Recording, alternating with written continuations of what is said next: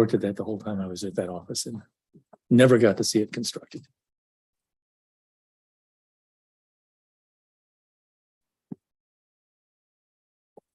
But that's it. When did we have our Report to last the cloud. pre-COVID? It's been, was it I did. 2020 or was it? Oh. It was 2020 the last Yeah. time we met. Yeah, for it's you. been a while. Yeah. I think we're ready. Are we ready? Webinar is now live streaming. I think we're ready. Okay, well then let's get the road on the show. Thank you.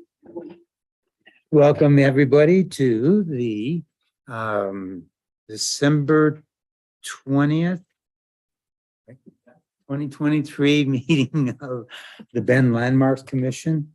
Okay, first thing we'll do is roll call. We've got, let's see, Jim Figursky. Jim, you're here. Derek, here. Andy, Tom, you're all here. I'm here. Missing tonight are Terry Shepherd and Kathy Nickel Hood. Do we have anyone on Zoom? Not seeing anybody. And then, and staff present is Heidi Kennedy. Thank you. Next on our agenda, is there anyone in the audience who would like to come forward to speak on any topic to the Landmarks Commission? As long as the topic is not on our agenda tonight, you can do that right now. Okay, so everybody here is for tonight's agenda. Okay. Heidi, was there anybody online who, I see nobody at this point. Okay, Nobody thank you. online at all. thank you. And then we will go to approval of minutes, the minutes of the November 15th meeting, our draft minutes. I'm sure everybody has gotten them, gone through them. I found one typo. Okay. It's in the paragraph says Commissioner Sebastian asked Heidi Kennedy to provide a staff report. Down in the left hand, down at the bottom, it says the applicant eventually appeared in person to answer questions as he was having difficulty with this or his computer mic. His computer mic. Okay, thank you. I'm sorry, what page were we on? What would it be? Oh, at the very, okay, I see it. Right here. Yeah, he came down, he was having such problems. Remember his assistant was Yeah. helping us, so then he ran down here. Yeah, he was pretty frustrated with his equipment. Yeah. Okay. A couple questions that I have. I assume that the structure did get moved this month. It did. Okay, good. And part of the discussion was damage as they moved. We talked about repairs being made in appropriate manners. Were there any cracks in the walls, windows, any damage at all? Actually, Mr. Loraco just showed up and Oh. I was expecting him to come for a minute or two with an update on that at our visitor section. So if you would be so kind to allow him to give us a little bit of Absolutely. feedback, that'd be Come on great. up. Here we go. Oh. Oh, hi there. How are you tonight? Go ahead and state your name, address for our record, if you would, please. Tim Morocco. 63291 Nels Anderson Road. Ben. Okay, thank you very much. And how'd the move go? It went great until the approach, the way they set that up is the foundation site has a ramp, a slight ramp. Uh-huh. So we went 700 yards down Nels Anderson Road. Perfect. And the moving company who's out of Pennsylvania, they have a presence in Salem, but they're a big outfit. Going down the ramp, they had an equipment failure. One of the axles brake went and shifted. And so the whole house shifted and we lost both chimneys. Oh, So it was disappointing, but the house is there and so This is the Mill Anderson house. Mm-hmm. Right. And part of the character of the English Tudor is the nice big chimneys, which we've enjoyed for 22 years that we've had it. Uh-huh. The house is estimated to be built in 1929. And they were, we actually used the main one.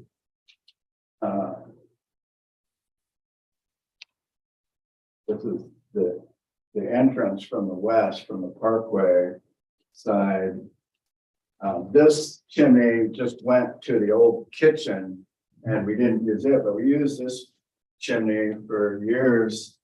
And anyway, the company, the Wolf Moving is self-insured. They're taking care of everything. And so I just wanted the commissions to be aware and that we plan no changes. It's going to be exactly the same elevation. We had a little bit of a challenge of getting a mason that, you know, that everybody is so busy, but we have a mason that is qualified and not scared of doing that kind of thing. And so we are, the house is getting ready for a foundation, and there's some other damage, nothing that can't be fixed, but here's some pictures. What Excellent. excellent, but it'll look like, this is the original pictures and what it'll look like Photoshop in here. Thank you. when it's finished. And the house is stucco on the outside. Mhm. It's gonna have to be re-stucco because there was some damage, but we're making no changes other than the accident. Uh-huh. What did you decide to do with the foundation, out of curiosity?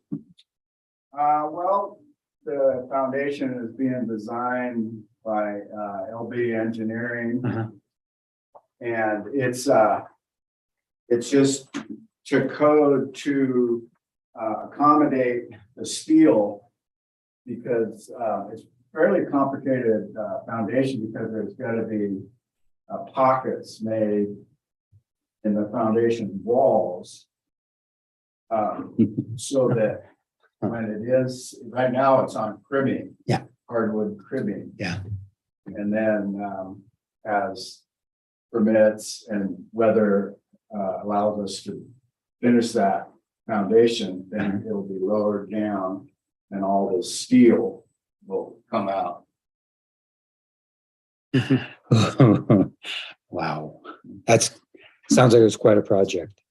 And yeah, there's I mean, L&B Engineering is, I didn't know them, they're really great, but they haven't done a whole lot of that. So there's a lot of research back and forth with the moving company, you know, getting everything right. But all the plans are, have you seen the plan? Not yet. Yeah, it's nothing other than, you know, it's a standard heavy foundation, but it's got these pockets. Uh-huh. Mhm. So after, it's a good question though, because after the steel comes out, I consult a lot with Nunzi Gill, who's done a lot of moving, I'm sure, Mhm. you know. or- Yeah, He Nunzi. said sometimes those are made into vents, sometimes windows. We think it probably look best just veneered and, but there are some options. Yeah. And if the commission had any suggestions, we're open to suggestions. But that'll be down the line. When you get there, sure. There'll probably be, several dozen of these openings Mhm, mhm. in the top part of the foundation. Yeah. Okay. Good, super. Sounds like everything's working. Any idea when you'll have the whole project finished? Well, we're shooting for March. Oh, yeah, good. Yeah, we have, we have a block, 3,600 square foot truck shop Uh-huh. being moved. It was gonna be moved, Thursday, but the Parkway project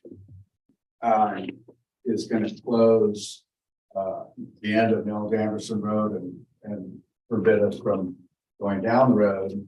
So it's gonna be middle of January, but that's like 3 times the size of this building and it's gonna be going next door. So Oh, boy. we'll be working on both of those and trying for March. Good luck to you. Yeah. Oh, I thank just you. really appreciate the care and concern that you had for that historic building. Thank you. Okay, anything else about the minutes from last meeting? Questions? Comments to make? Nope, then I will entertain a motion. To approve. I move we approve the minutes from last meeting. Do I hear a second? I wasn't here. So I second that motion. Okay, it's been moved and seconded to approve the Thank you. minutes from the last meeting. 3, we do have a quorum to do this. All those in favor say aye. Aye. Aye. Any opposed? Okay, motion carries. The minutes from November's meeting have been approved. Thank you. Thank you. Next on our list, let's see, got that done. Public hearings. Our first one tonight, public hearing, PLHIS 20220730. Our applicants are Wyatt Roscoe and Gianna Rankert. Are we here? Okay. Let's see, do we have, you have a representative, architect or any? You're the architect. Thank you very much for coming, folks. Oh, and our contract. Oh, we've got everybody here tonight. Good. Thank you. Thank you. This is lots of questions. Let's see. Let me go through this first. All right. This is a de novo hearing and is an initial evidentiary hearing of, what was that number again? PLHIS 20220730. This application is a request for the demolition. The applicants are seeking approval to demolish a historic, non-contributing accessory single-car garage accessed off the abutting alley at the address of 55 Northwest Hastings Place. Okay. Burden of proof. The applicant has the burden of proving that he or she is entitled to the approval sought. The applicable criteria for this application include the Bend Urban Area Comprehensive Plan, Chapter 3, and Chapter 10.20 Historic Preservation Code, and the Secretary of the Interior standards for the treatment of historic properties. Hearings procedure. Testimony and evidence at this hearing must be directed toward the criteria set forth in the staff report or other criteria in the Bend General Plan or Bend Development Code that you believe is applicable, or any other criteria in the National Register of Historic Places program that any person believes apply to this decision. Failure on the part of any person to raise any issue with sufficient specificity to afford the Landmarks Commissioners and parties to this proceeding an opportunity to respond to the issue issued precludes appeal to the City Council or Land Use Board of Appeals on that issue. Additionally, failure of the applicant to raise constitutional or other issues relating to the proposed conditions of approval with sufficient specificity to allow the Landmarks Commission to respond to the issue precludes an action for damages in circuit court. Order presentation. The hearing will be conducted in the following order. The staff will give a report. The applicant will then have an opportunity to offer testimony and evidence. Proponents of the application will then be given a chance to testify and present evidence. When all proponents have testified, opponents to the appeal will then be given a chance to testify and present evidence. After both proponents and opponents have testified, the applicants will be allowed to present rebuttal testimony, but may not present new evidence. At the Landmark Commission's discretion, if the proponents presented new evidence on rebuttal, opponents may be recognized for a rebuttal presentation. At the conclusion of this hearing, the staff will be afforded an opportunity to make any closing comments. The commission may limit the time period for presentation. Continuances before the close of the hearing, any person has the right to request an opportunity to present additional evidence, argument, or testimony regarding the application. If the hearing is continued or the record left open, the applicant shall also be allowed at least 7 days after the record is closed to all other parties to submit final written arguments, but no new evidence in support of the application. Okay. Do any of the commissioners have any ex parte contacts, prior hearing observations, biases, or conflicts of interest to declare? If so, please state the nature and extent of those. Mr. Chair. Commissioner Stevens. Let's see, I would say it's over 15 years ago. I toured that house as somebody was looking to buy it back in the days when I was a contractor for historic. And so I've been on site, I've been through the structure, been around the property. But given that it's been 15 years, my memory is as bad as it is good. So Do you find any reason why you can't use the evidence in the presentations to make a fair judgment? no, sir. Okay, thank you. Does go ahead. Yeah, I'll also Yes. say that this property is visible from my house, from inside of my house. I can see it out the window. Okay. Does that, The fence next door. Uh-huh. On down. does that fact, would that fact, judge or cloud any decision No, that I- you would make on this?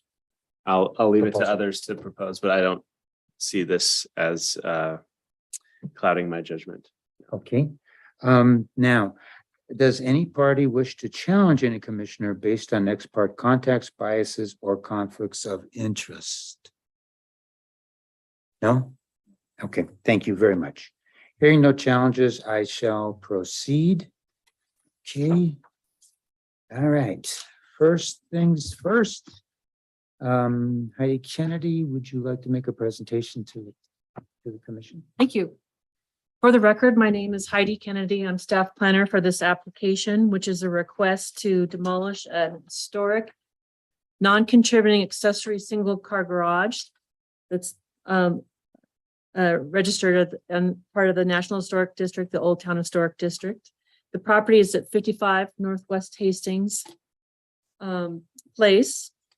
The applicable criteria that staff used to make this recommendation include the Bend Code Chapter 10.0, Historic Preservation Code, and Chapter 4.1, the Development Review Procedures. Initially, the application that came in didn't quite meet some of the criteria for timing as far as public noticing and such. But given that it wasn't on the agenda in November, I believe that there has now been enough public time testimony wise to comply with the demolition requirement of the development or the preservation code. So given the condition of this existing garage, which has been very neglected over the years, it is staff's recommendation on page 11 of the staff report that the commission approve this request to demolish this garage. If that is the commission's decision, I have one recommendation for condition, and that's that they apply to the building division for a demo permit before they take it down. And that's my recommendation Okay, thank you very Yeah. much. Are there on questions? page 11 of the staff report. Yeah, are there That's all I have. questions for Ms. Kennedy at this time? Is there a reason why the demo of the garage and the renovation are on different applications? Well, with different requests, it's easier to have separate applications. For example, if the commission or staff, if it was a staff decision, approves one and not the other, then they're not attached at the hip. This is really a demo, and these are two separate buildings too, as well. Yeah. So that's why I have two applications. And of course, if you were to deny the demolition request, then you couldn't approve an addition because it's partially into that area. Right. So, And just for my own personal clarification, this is historic and non-contributing, the the garages garages. Okay. is Any other- listed that way in the register. in Okay, the and Old it's that Town way in the Register. register. Any other questions for Heidi? Okay. Then applicants, would you like to come on forward and Want to provide a comments? There's the Right. mic, the mic is on there. commentary? Come on up. That would be state your name and. My name's Ben Smith, Thank and you. I actually am a resident in Prineville. But I've been practicing in Central Oregon as an architect since, for several years now. I think back that far, but I'm wondering, has the commission seen the photos that we have uploaded? Okay. Yeah. They have access to the public Mhm. files as well. Okay, And they've got a link to the agenda, and the agenda links all of the uploaded documents plus the staff recommendation. great. Yes. I don't know if you noticed that the walls are supported by the siding. Mhm. And so I don't see any reason not to allow the demolition of that, knowing that when you open the doors, I don't know if we'd need a permit to just push it over, but it's not a very stable structure. Yeah. That's pretty much all I have to say on it. It's Okay. unfortunate that it was intended to for all these years, but. Yeah. Thank you. Thank you. Is there anyone here who would like to speak in favor of this demolition? Support the demolition. Is there anyone here who would like to speak against the demolition of this structure? Okay, hearing none, then where am I at? There we go.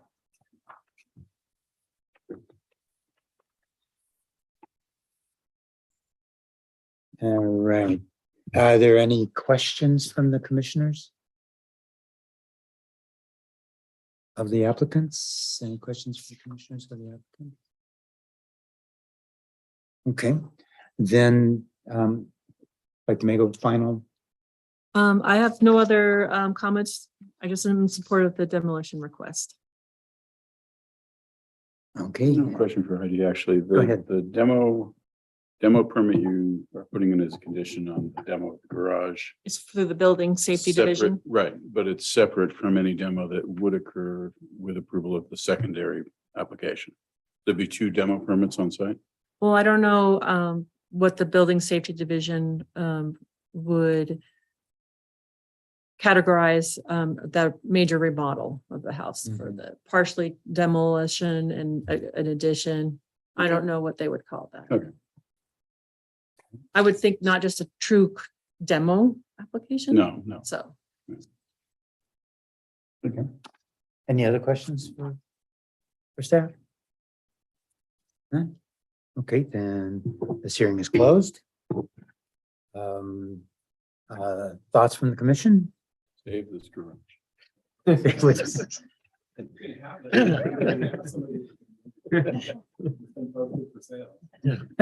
I'd like to see you try and move that. Are you sure you don't need a chicken coop? Anyway. Yeah, no, it unfortunately, it looks like I feel many mornings. It's- Jim, Not to fall over. you can't feel that bad anyway. uh, Specific comments you would like to make, Tom? Seems reasonable request. Jim? Yeah, Any? Seems like it was built poorly in the first place. I don't think it really ever contributed to our neighborhood character, even if it is old. Say that about me often. but- And yeah. Me too. Derek, comments? I have not an issue in the world with this going away. Then I will entertain a motion. I move we approve demolition of the garage Conditions. with the conditions as set in the staff report. Okay. I'll second.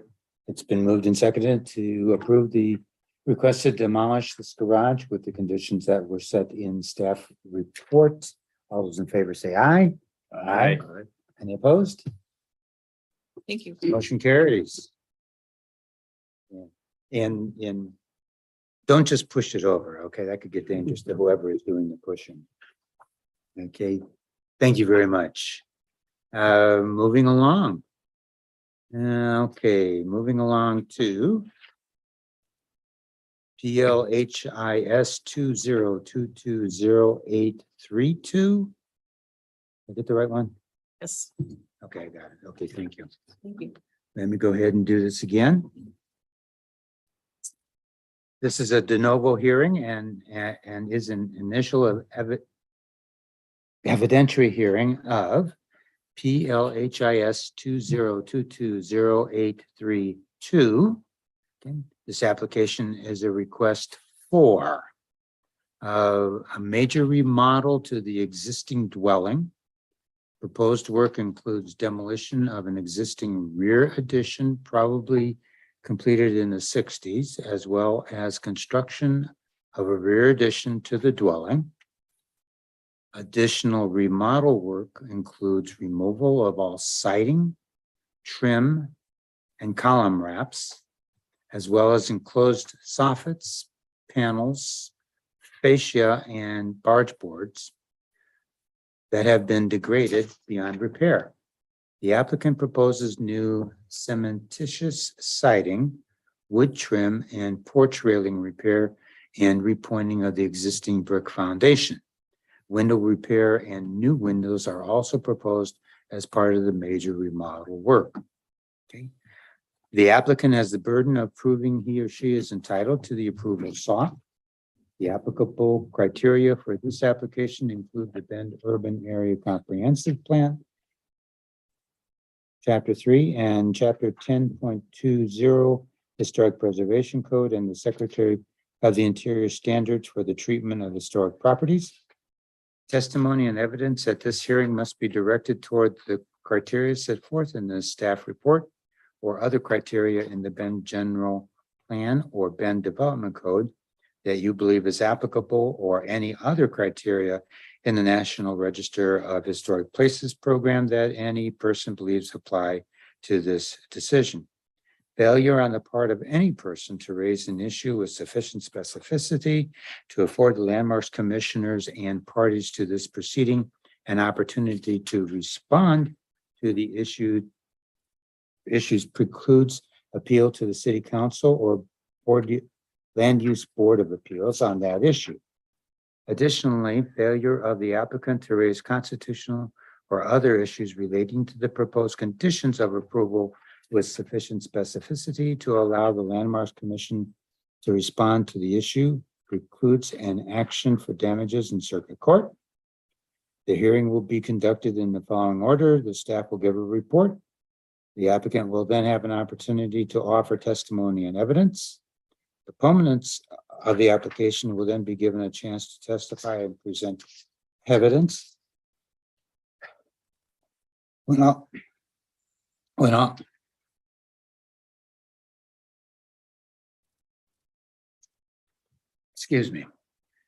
proponents have testified, opponents to the appeal will then be given a chance to testify and present evidence.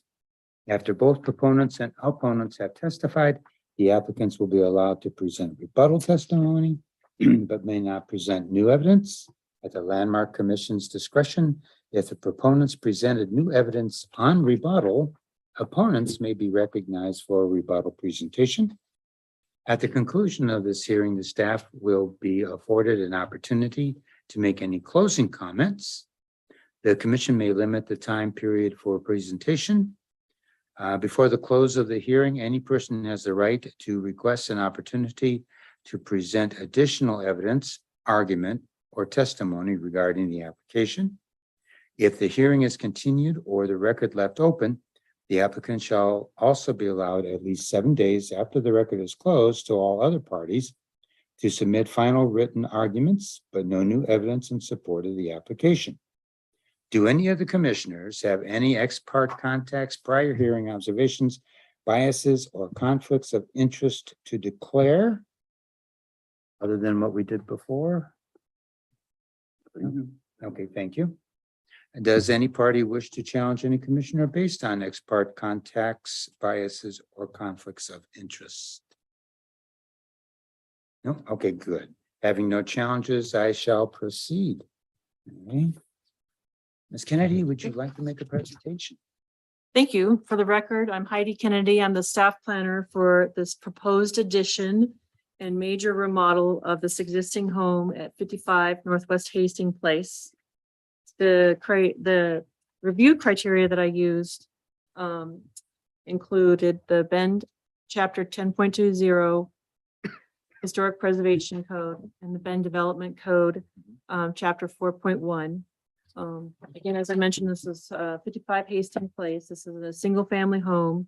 They include wanting to demolish a part of the rear of the addition that was probably completed in the 60s. That's an estimate. And then do major remodel to the existing home and do a major addition to the rear of the dwelling. They also include putting a bunch of new exterior materials on the existing home and doing some window repair that was mentioned in the application materials, and also some new windows. As identified and throughout the staff report, I have a lot of questions and concerns with starting with, whether the massing and the design of the shape of the addition meets several of the criteria listed. I was also concerned about, and these are concerns that I raised as far as the staff, and I'm hoping that the applicant and the applicant's architect can answer many of the questions that I raised in my staff report. But there was mention that there was no changes to the landscaping, but where the addition's sitting and the new proposed driveway and such, I have some questions about that. So I'm hopefully they'll be able to answer those this evening. Some questions about the height for the addition versus the existing one. And they are proposing some new vinyl windows in the addition, which I recommended aren't compatible. It's not a compatible historic material. I think it'd be helpful if they have mentioned that they are in conversation with a window restoration person from Eugene. So it'd be helpful if they could elaborate on that a little bit more. And I think those are kind of the big picture items that I have. So I've listed those throughout my staff report, and hoping this evening that the architect and the applicants can answer some of the questions I had, and any that you may have as well. Okay, thank you. Thank And you. that's what I've got. Any questions for Heidi at this time? Actually, I do have one. Okay. In your staff report, you have a staff note. The submitted narrative states on page 5 that the structure does not meet the definition of historical significance, nor is it listed in the National Register of Historic Places.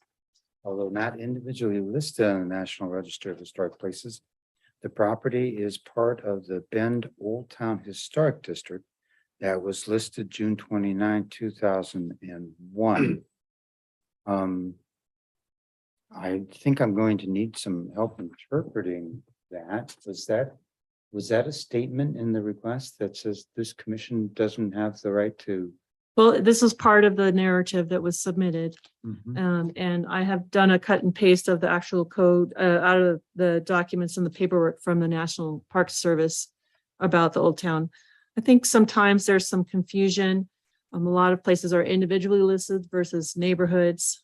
So maybe the architect can, this was comments that were in the narrative that were, Okay. but they did apply, which is appropriate. I think that's my opinion, that this is subject to the preservation code because it's in the Old Town, Because it's So- in the district. because it's in the district. So everything inside that bubble is subject to it. And that's. And they do list it as historic contributing. Okay. That's the ranking that they give it.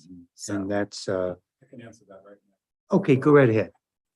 Use the garage demo. if you could come up, Come on and forward. that'd be really good to get on the tape for comments and just for the record. So you're gonna- I put together the demolition one for the garage first Yeah. and then edit it for the home edition. And I must not have deleted the. is So it's a not, typo. and so it is historic and contributing, so. Oh, that was the okay. typo. Okay. All right, Great. so you're not making a challenge to this No, no, commission's no, ability no. to, okay, thank you very much. I read that and I went, and I dove into the code Okay, and in the definition section. Okay, so we got that cleared up. Yes. Thank you very much. Is there any other? I have nothing more at this point. So thank you. Okay, then you're probably in the right place at the right time. Yeah, I I- came up here. Oh, just- question. One more question One for more Heidi. question. I think the siding material, the new siding material, did you find that consistent with? I, the proposed reveal, I think is inconsistent with what's on there now. And I showed the example on page 12 of my staff report. It seems like there are some photos that were in the submittal that show what the reveal is more like a 2-inch reveal versus, and what's being proposed is a 4-inch reveal, horizontal siding, Or And seven. cement board, right? cement board. the Yeah, there's Hardy plank smooth. Yeah, hardy plank. hardy plank comes in 2 styles, whether it's a smooth style to try to emulate the real cedar siding. And then they've got some fake green stuff that goes on. And Okay.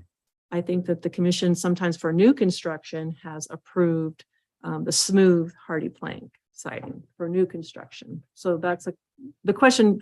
The style is completely different reveal. Mhm. And so I didn't know it's questionable whether it should be cedar siding or hardy plank. I mean, they do make a product that's a smooth style, so it's emulating the cedar siding.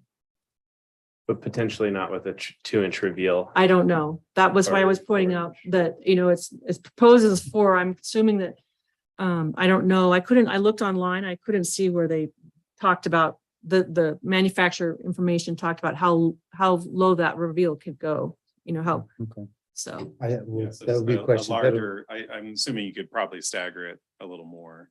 There is the other option of actually ripping them down to create a lower reveal, so. Okay. The You can hardy rip- plank? You can Hardy rip plank, hardy plank, yeah. yeah. Oh, I did, Uh, well, there's- that'll be a question I'll have for you Sure. when we get there. When I read into and did some research on this, the hardy plank is 8 inches wide, I think. No, something they like have that? several styles. So the one we're proposing is 5 1/4 Okay. and it laps 1 inch and a quarter so that you have enough nailing. Mhm. And so you end up with a 4-inch reveal. You find up with a 4-inch reveal. Correct, Okay, yeah. thank you very much. I was confused by that. which is different than what's on their existing historically. Yeah. So, Correct, Mhm. yeah. Which is different from historic. Yeah, it's Yes, essentially a 3-inch board with the 2-inch reveal. 2-inch reveal. Mhm. Okay, so we're looking at a 4-inch reveal.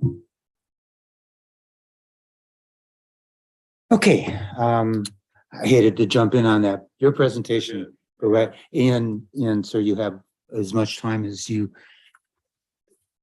feel that you need Okay. to make your case. Yeah, so I think there's a few main concerns that were brought up, and I think probably the biggest one is the roof line. Mhm.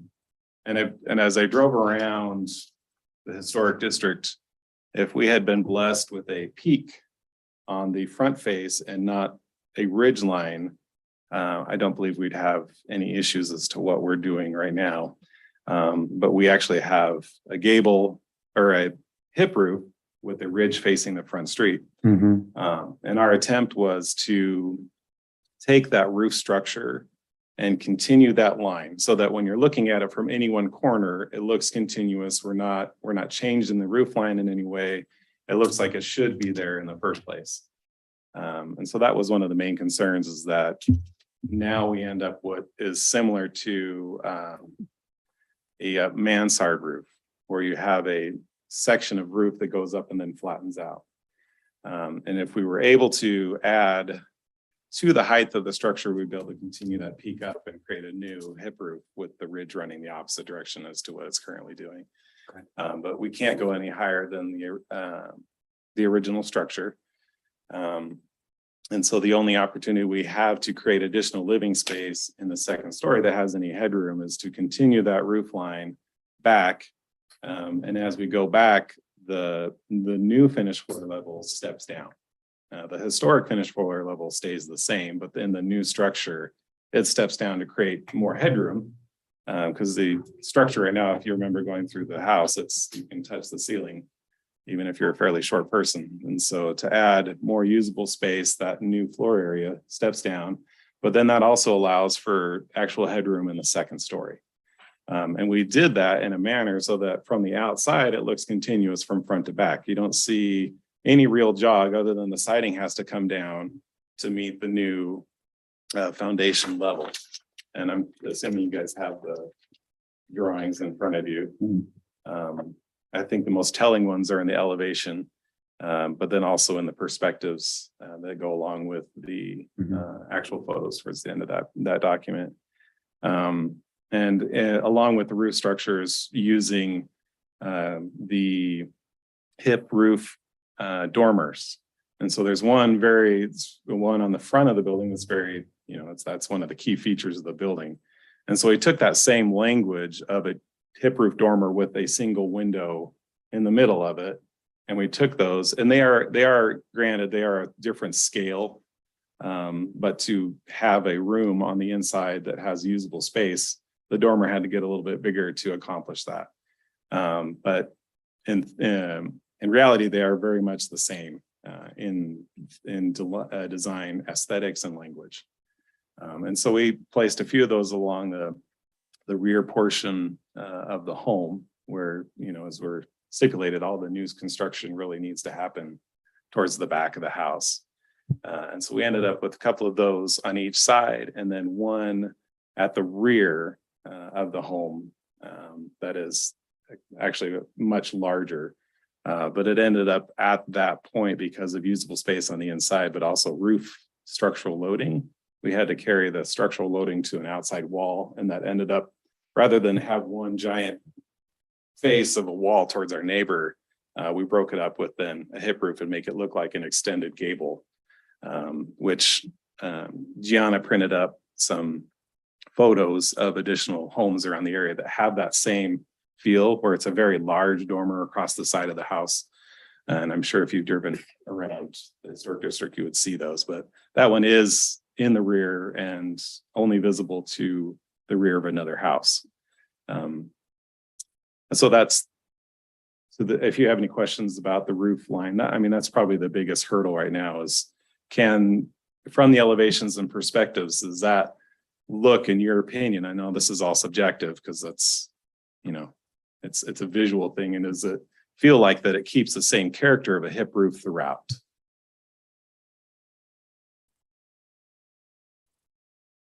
I guess I'm not asking you that question, but if you have any questions. Any question for?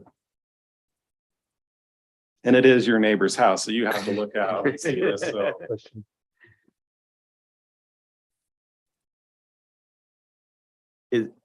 Can you explain that the very top roofing material, that there's a roofing material transition? Correct. Yeah. So, well, there's a couple things going on. As we get up to the top, we need to have somewhere to vent. And so we're going to use some ridge venting shingles. But to then flash over the top of that, we're going to use essentially 2 2x stacked up, so we can actually flash on top of that. The top material would be like a TPO roofing. And then we'd use some tapered foam. And so it's real low profile. It only goes up about 1.5 inches from the main structure. And so you would never see it from the street. You'd see it on Google Earth, but not from the ground level. Okay, I have a couple of confusions. Go for it. First of all, right now, how tall is the house, the structure? The structure is about 19 feet tall. 19. Yeah.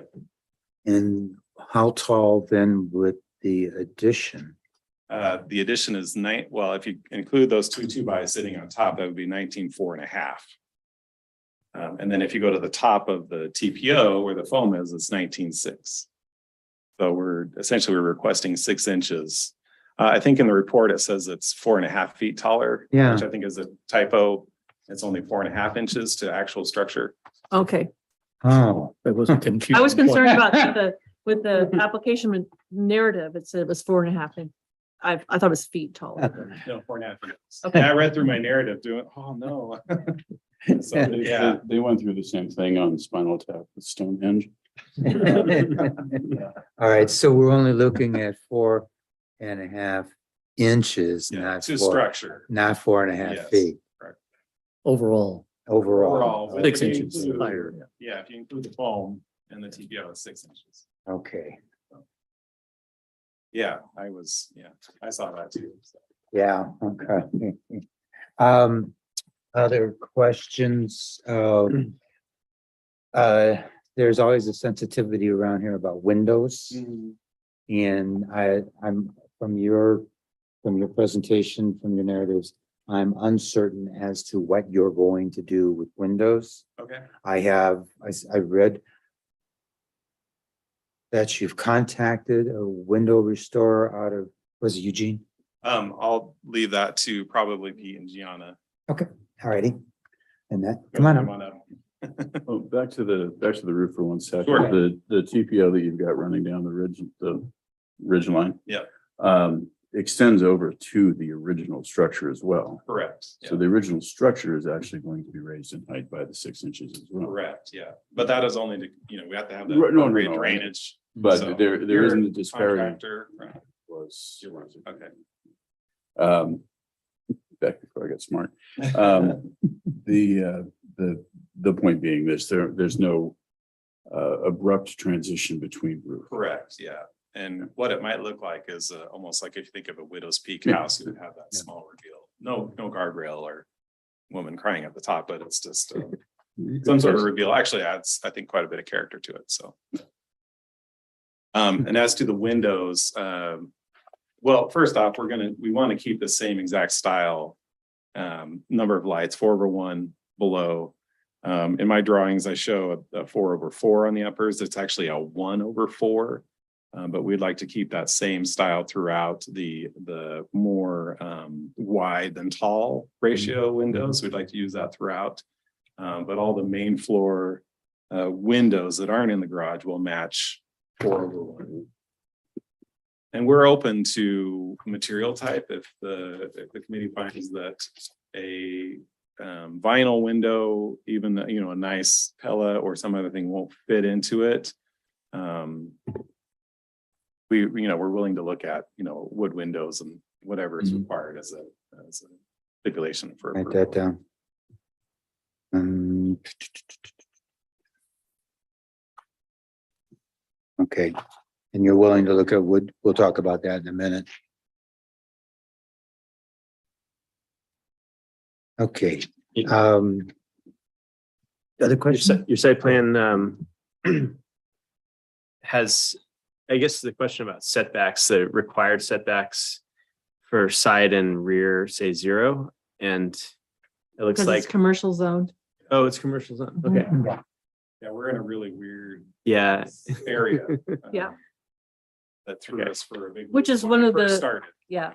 Which is one of the concerns because they wanted to do an accessory dwelling unit above the garage, Mhm. which is not allowed in the commercial zone. And so that was one of the concerns. Yeah, and we're willing to Oh, we- sign the agreement that we're brought up. Okay, so that, all right, Yeah, so you're 'cause willing it's to do not that. expected to be an ADU. It's one it's a master bedroom primarily for, for secondary use, but Okay. it's end up going to be more Because like an office. It did say sink and, Yeah, and it's got water. essentially a wet bar in it. So it's Oh. going to be an office at the I end. didn't think of a wet bar. Yeah. That's all a right. real office. With A real one? Any fridge for here. Mix and Oh, breaks. okay, all right. Mr. Chair, Yeah. as it's commercial with the bump out on the west elevation, that is 4.5 feet outset or It looks like it sits right on the prop line. Yeah. From a reconstruction standpoint, is, I don't know if it's to you or to Heidi, but for commercial on property line, you've got fire restrictions between properties. Is there anything that is dramatic that need happen to that? No, we have there has to be a signed agreement as part of the permitting where there's not necessarily a lot line agreement, but there's an agreement between the owner next door that the building does sit on the property line and that the roof structure does hang over. And so that they recognize that they can't build up to that right up against it. Okay. Because otherwise, yes, we would have to essentially tear that down or encase it in the, 2-hour rated 2 hours, construction. do a fire shield on the windows, that kind of, I was curious about that. Okay, thank you. Okay. And then the window restoration, did you? Okay, Oh, my name is Joanna. The original windows are 100-year-old glass with wood. You put your hand up to the windows, if you just look at them, they will howl in air. mhm, All of the sashes have degraded. The property was used as a rental for 20 years by the previous owner. So the tenant took it upon herself to caulk all the windows shut. Yeah. And then shove like various metals to keep the mice away.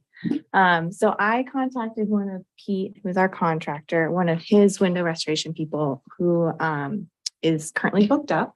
So I found the Willamette Valley restoration window lady, and she told me that she can get me a quote and a contract once I get closer to actually building. She won't, because of labor and because of materials, she won't now, because it looked like it would be more towards the summer. But what our intention is to take the original windows, which are the glass, replace the sash so that our house can be airtight, and then do a storm window on the outside to make it more energy efficient and to future-proof the current.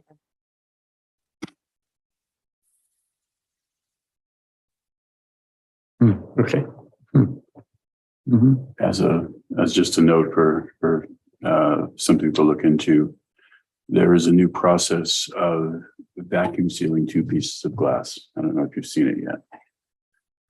The problem with old windows is putting a insulative unit into it. You don't have the mountain or the sash width depth for putting the glass in. Vacuum sealing actually gives you a piece of glass, 2 in fact, that are sealed with an air gap that have a very high R value, but only occupy a 1/4 of an inch. And you could have insulated windows in a wood frame or, in the restored wood frames. And this isn't, I'm not making a condition, I'm just saying that just so you know that you might ask Willamette Valley if they know about that, or if they do it when it comes to restoring the windows. It's something it's been the holy grail of restoring wooden windows for a long time, and it's happening now, so.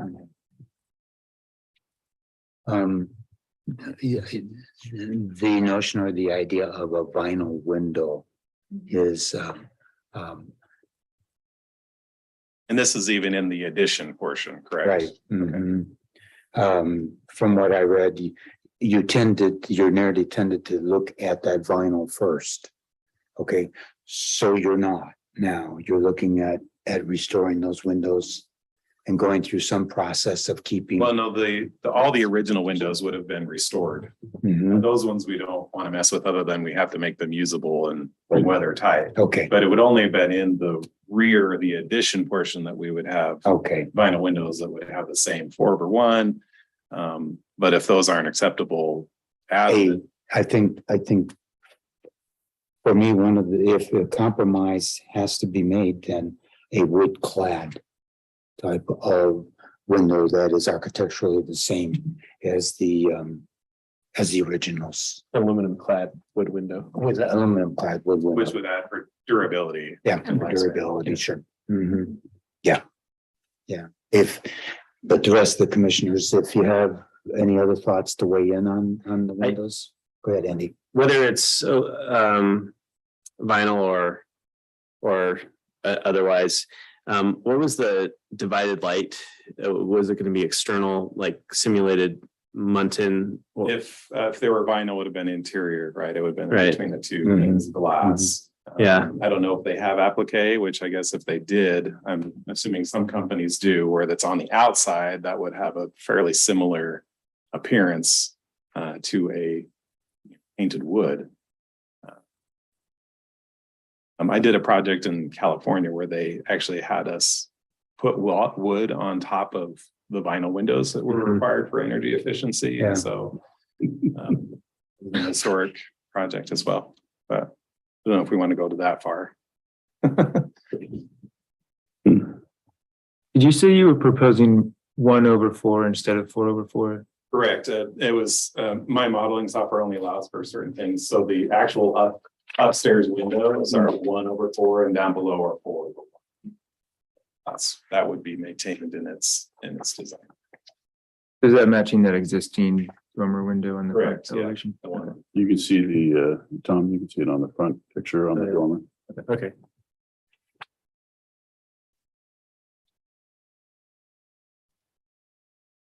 Okay, and then, Landscaping. Yeah, so the next item. So we did submit a survey. Mhm. And there's only one tree that's on the property. Everything else is outside of the scope, is on the adjacent property or in the alleyway right of way. And that tree is actually sitting right up against the house and would need to be removed because we have a brick foundation. And that tree is obviously going to be pushing into that brick. So upon removal of it, we'll probably have to repair that brick foundation in the area. Okay. The rest, on the alleyway, there's some really overgrown shrubs that would also likely need to be removed. And then they're not, the code states about installing, essentially nice landscaping that you would see, and you'd want to walk up to a historic house that you would see, and overgrown shrubs are not on that list. And while we can't do anything about our neighbors, which are sitting right next to the house as well, the ones on the alleyway, if they're on the property, we'd like to be able to maintain them, take them down to an appropriate height, or remove them where we need a parking spot to allow for 2 parking spots on the property and drainage swales. But I didn't know if the overgrown shrubs or bushes were under the purview of this meeting or not. So I didn't think to mention it on here. The shrub department. Yes. Thank you. Yeah, well, I think as the staff reports, it would be good just to see one, for purposes of documentation permit, and to avoid hassles, some sort of drawing that lists what's being demoed in landscape and what's being brought back. There are restrictions, or at least requirements, that the landscape be, I guess, I'm searching for the word, similar to what would have been placed in the house when built. Yeah. When people always recommend a book that would help on that. It's called Reading the Landscape of America by an author, May Talgard Watts. It's an interesting read, for one, especially if you're a landscape architect, which I have to be. I think I heard you were. Yeah. So, but it discusses things. I mean, and certainly there would be appropriate materials in there that would be low enough to, provide sight lines for safety and issue others. And also just now with concerns for fire, it's not practical in a residential area to provide the 30-foot buffer zone that is recommended for rural areas. Yeah. Not on a 40-foot lot, no. It's hard. At the moment, the lot is overrun with cheatgrass, Cheatgrass, and it's oh. really invasive and it's dangerous for all the neighboring pets. So my Yeah. intention over the next year is to be hand pulling the root, and then we'll get to planting.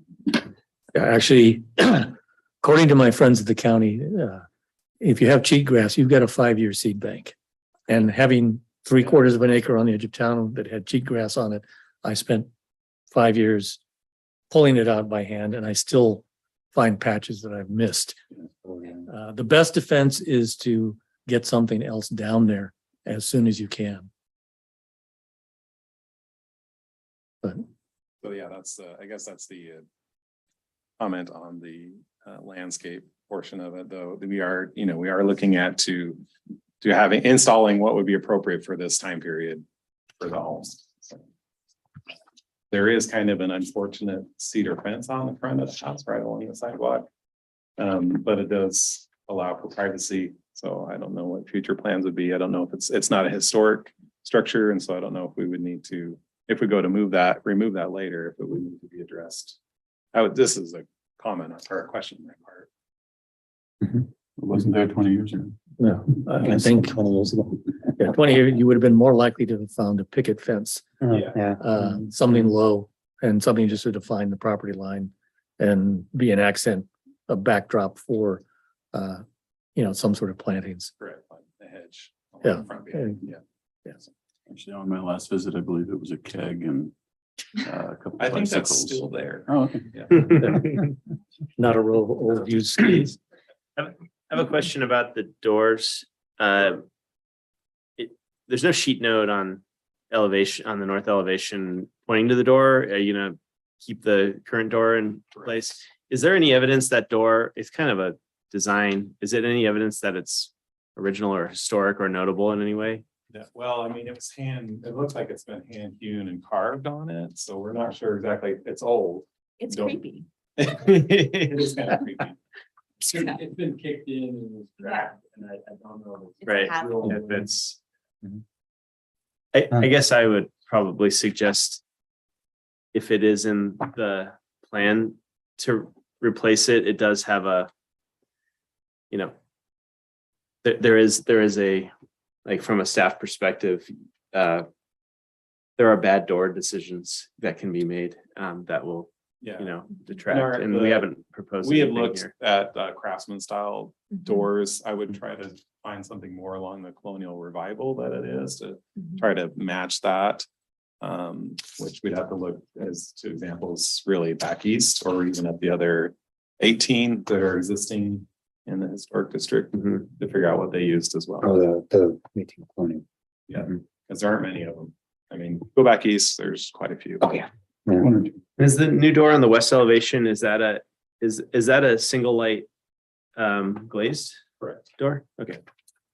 And is that a Pella? It would be, we would match whatever windows we decide to do. If an aluminum clad window is requested, then that would be an aluminum clad door as well. Right, okay, all right, super. I can't make connections, so I can't get into some of the photos, but how does the structure of the house as remodeled fit visually in with the rest of the neighborhood? Well, we abut non-historic Mm-hmm. and then our neighbor's lot is vacant.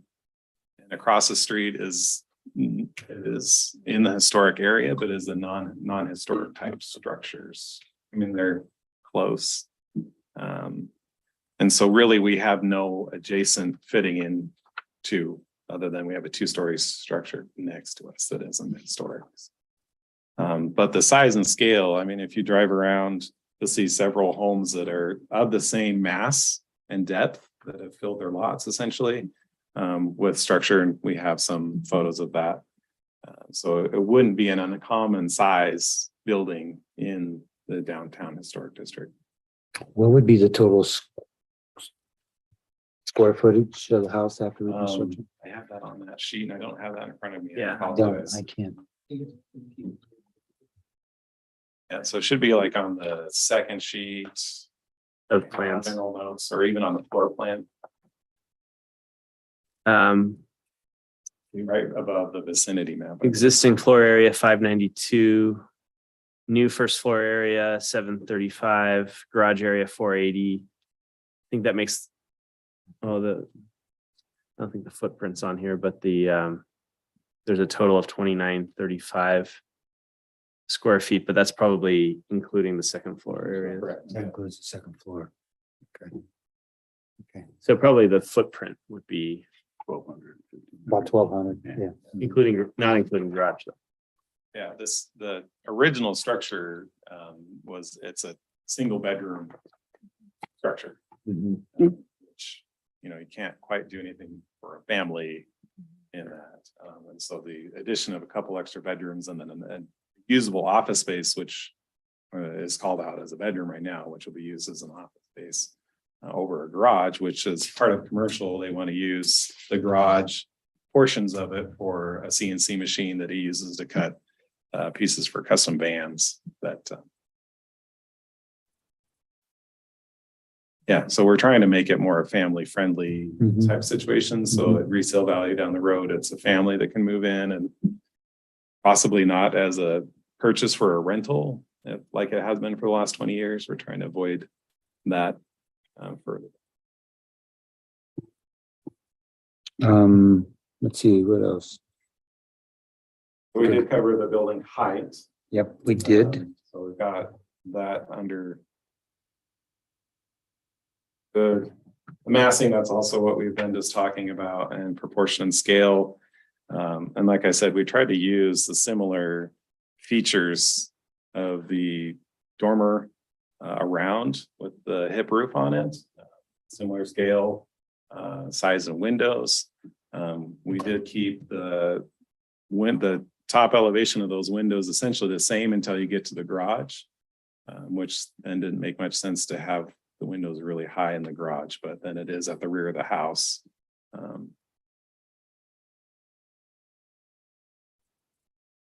That would go to the relationship with solids and voids. Now there is one portion of that you see the step down in where the foundation changes from the new to the, from the old to the new, historic to the new structure. And that we are going to essentially a slab on grade there. That gives us the additional headroom in the first floor, but then also allows for headroom on the second story. And in the code there, it calls out that the new foundation, it doesn't have to appear, it doesn't have to look like the old foundation, doesn't have to be the same materials, but it does need to be skirted. And I thought better than skirting it, why not drop the water table trim down and have that siding. The other option to that would be have the water table trim continue and turn into a band trim, and then add some sort of skirting below that. That was kind of an unsure thing of how you guys might want us to handle that. And so that's also we're open for, it's a design aesthetic. And so I don't know how much weight you want to put into that. But it would continue that band in a nice horizontal line. That makes sense. You can see those side elevations. And that just goes to the comment of, we're changing the new finished floor portion is lower, the historic will not change. Did you think about putting a plane change between the existing and the new, where that foundation change happens? We have a kitchen coming in that is expanding. We're keeping the kitchen at the current finished floor elevation. Mhm. And so that would have created an interesting jog in the building. But then that would have taken up shower space on the inside. So it felt, in my mind, it felt more congruent if the whole side of the building is kind of kept going. And we do have a little stoop on the inside for that door that goes into the garage and up to the second story, but I hadn't noticed other homes that would have had that step back in. I was hoping to mimic what's already really, Heidi sent us an example and it had that same thing where the back essentially just extended and it was just one plane. And so we tried to use that as an example of how to move forward with our project. I also had a question about the south elevation. I think it might just be a drafting error, but it looks like in the plan, the windows are centered on the elevation, and on the elevation they're off center.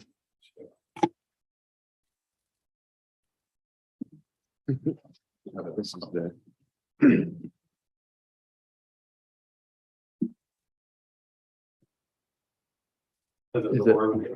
what's that? So there is a piece of trim that we're using to help break up where it steps from a mono pitch. Oh, I and see. It's in plane, but It's in the same plane. correct. Okay, gotcha. Okay, that's what I was misreading. Oh, yeah. I've got the city view file up here. Okay. Try and share it. I might take a little while. That's why I haven't really done that yet. So as to the foundations, And it says that, you know, the new foundation shall not significantly alter the historic, and so we're not, while we might be repairing the foundations, we're not replacing, so we're not gonna be having new foundations for the existing road structure.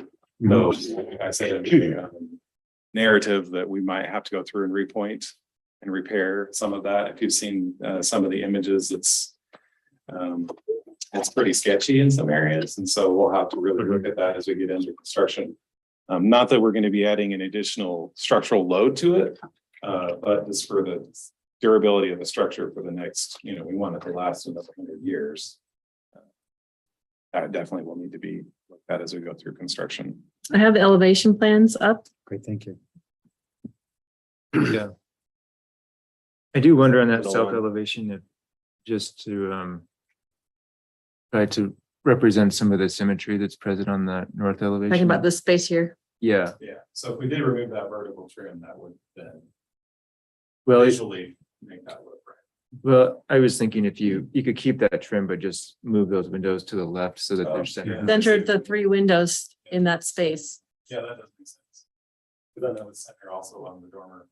Yeah, and if it's just garage space inside, it probably Correct. doesn't matter too much. Yeah.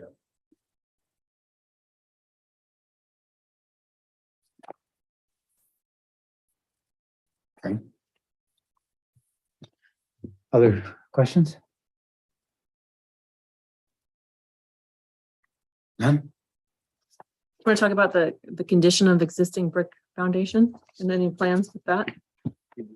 You just, Yeah, as this is Saying the that- narrative, so we need to go and repoint. Repoint repair. everything. Okay, it Mhm. looks like it's painted, partly painted. A lot of cleaning will need to be done as well. There's actually a section of, in the foundation in the back that's like stone. There must have been a stone somewhere left in the ground and they Yeah. built around it. So that will be part of the demolition of the rear. The 60s were not good. But we do believe it's the 60s because of the aluminum windows that were Oh, placed in it. Yeah, I've seen that around town, yeah. That's not what I have in my house, and my house was built in the 60s. So, Yeah, yeah. Any other questions? Questions? Any others? Any others? All right, thank you very much. yeah, thank you for your For, time. for the presentation. Is there anyone else who would like to speak in favor of this proposal? Sure. I could take those in as exhibits. So yeah. Yes, no? Okay. Is there anyone out there who would like to speak in opposition?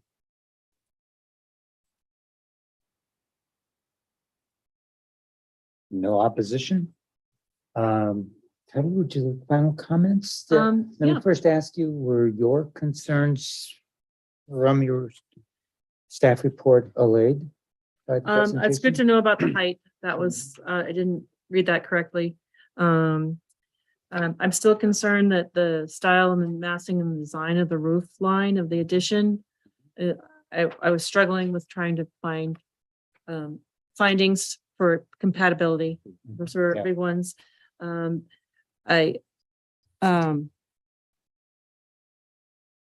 Be good to see new siding out there that matches the existing siding. Mhm. Vinyl windows, aluminum clad wood windows are a great alternative for the style and design. Fencing, it's important, I think, just like Commissioner Coughlin mentioned, avoiding any misunderstanding is really important to make sure that's clear on the plans, you know, what's being removed, what's not, landscaping wise, and, you know, so that, and the door styles and designs. And that's why staff has the recommended condition of approval that the applicants submit a standard details checklist. So we can kind of look at all those details once we get to that level Right. with building review. It's good to have some photos of some examples of styles. Fencing, new fencing in front yards. Now, anywhere in town, you can't do a 6-foot fence in the front setback. Okay. So, Right. you know, we do have a type 1 process, you know, for anybody that's doing new fencing. So it's important to identify if there's any changes that happen so that there aren't any misunderstandings. And that's all I have at this point. One other thing, I mean, the windows, that's good that, you know, looking at somebody, I was just concerned and that somebody maybe had looked at them or they'd been out to the site and knew that they were repairable, not replaceable, not necessarily ready to get the fee or the estimate, but it's important if somebody's done an evaluation. I have seen where window restoration companies have evaluated and said what condition the windows are in and what's involved. And maybe not necessarily giving a good estimate of cost and time until it's time to really do the work or potentially do the work. But and that's all I have at this point. All right. Question for Heidi. Go ahead. Heidi, is the property based on the fact that it's commercial? Has it been occupied as a rental continuously without a gap, or has it been vacant for any period of time? I don't believe it's been vacant that Okay. I've heard or. So it doesn't documented. fall back to commercial, which it's grandfathered residential. Commercial zoning right now does allow existing residential uses. Yes. So it's okay. It doesn't allow new residential uses unless it's part of a mixed use Right. building. Okay. And so what they were proposing is to stay residential and add an ADU, Mhm. which is not legally allowed. So it's semantics, but it's a permitted use. My concern was just that we would go through the machinations here and that it would end up in planning for, but so I don't think so. if the code Yeah. has changed to that point, that's cool. Just the space above the garage, it appears it could in the future, if, 3 owners down the way, it could be easily converted to an ADU. With closing the door and then no access to the garage from the main house proposal. So that's where they've committed and agreed to the recommendation that a statement of understanding is submitted that goes with this space. So it's part of.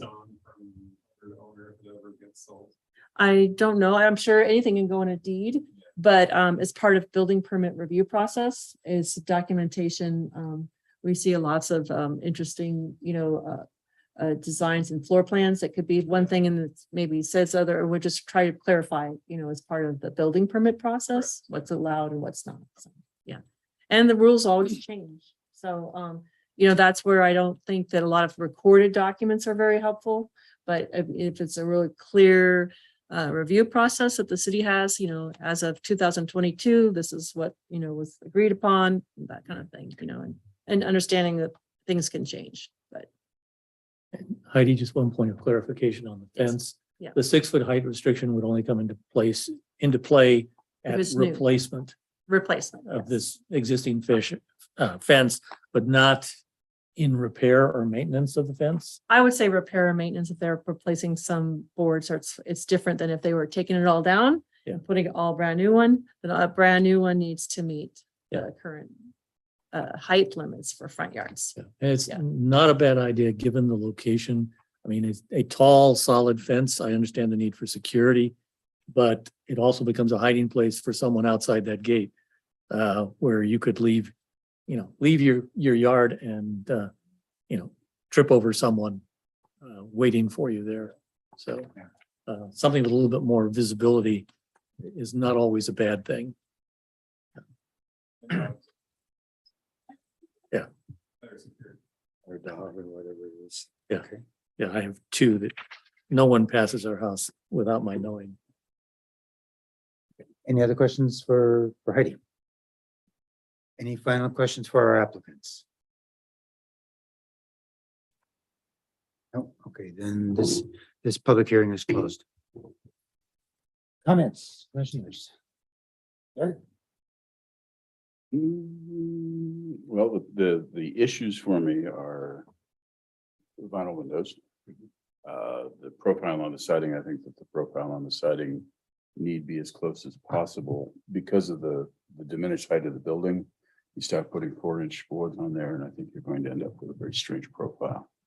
But the profile, no vinyl, other than that, I find it to be reasonable.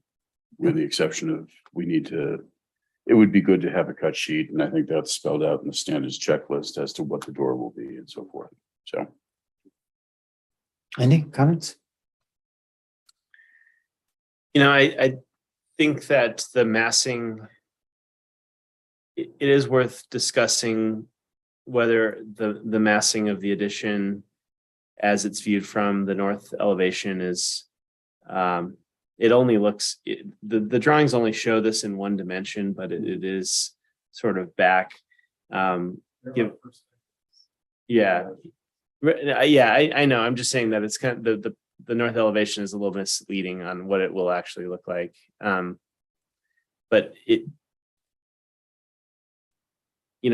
I've seen it and I don't have an issue with it personally from the massing portions of the Bend Historic Code, because the depth of it will not overemphasize the addition over the historic structure. So that's my opinion, and you guys might have different opinions. I'm definitely in a concurrence that the vinyl windows, the divided light method that they use for vinyl windows is really not consistent with historic look of our neighborhood and of the historic district. And there are many good opportunities to do aluminum clad. We've approved numerous aluminum clad wood windows that are durable, high U value or low U value. IR values, yeah. Yeah. It's all about U values with Yeah. windows. Right? Simply edges. So, and from the window preservation standpoint, I have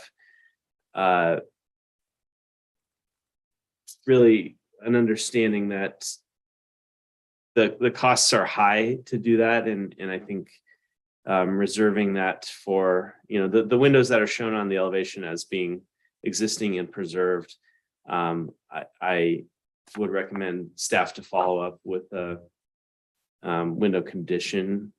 But I don't know if we have a really good window condition assessment. We have had a window audit form that was a couple of decades ago, but landmarks would require a window audit that would say that, upper sash, lower sash, sill, so forth. And they would do a complete report as to what's salvageable and what isn't. Mhm. What staff has seen in the past is from the companies. They've really done evaluation. Would that be something you'd want to add as a condition of? Oh, when we get to a motion, To a we'll motion? go ahead. and put the conditions that we would like to see in there. Just comment, Jim? Well, yeah, I understand Andy's comment about the massing. The elevations are deceptive because there's no context. And as a landscape architect, I'm all about context. I think when you look at the context and actually having gone back and understood that what we said is about a 1,200, 1,500 square foot footprint, it's not as big as what it appears to be in the drawings. The drawings make it seem much bigger. And knowing where it's at on the edge and what's behind it, in terms of context, I don't have a great problem with the massing at that point.